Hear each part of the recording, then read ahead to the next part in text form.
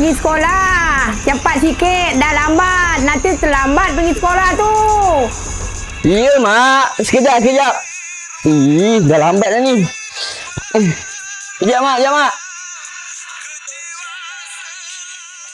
Adik, saya ni tak betul ni. Betul kan? Nanti tak handsome pergi sekolah. Cikgu kata suruh kemas-kemas sikit.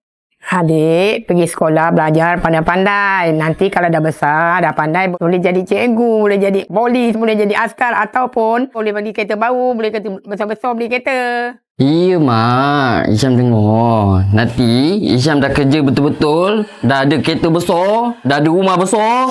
Mak jangan tak naik pula dengan Isyam. Mak naik. Walaupun mak dah tua, mak ikut Isyam ke mana pergi.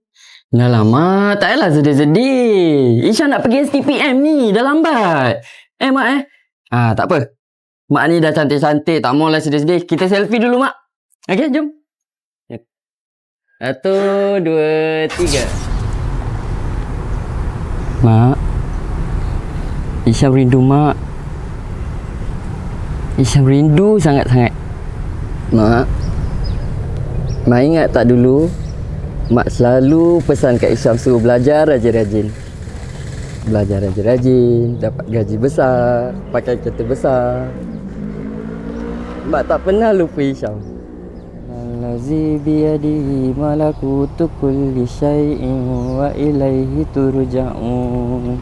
Innama amruhu iza arada syai'an ayyakula lahu kun fayakun.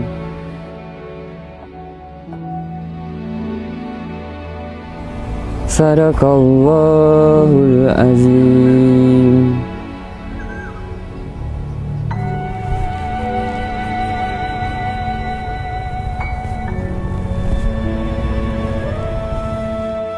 Mak, Isyam balik dulu tau.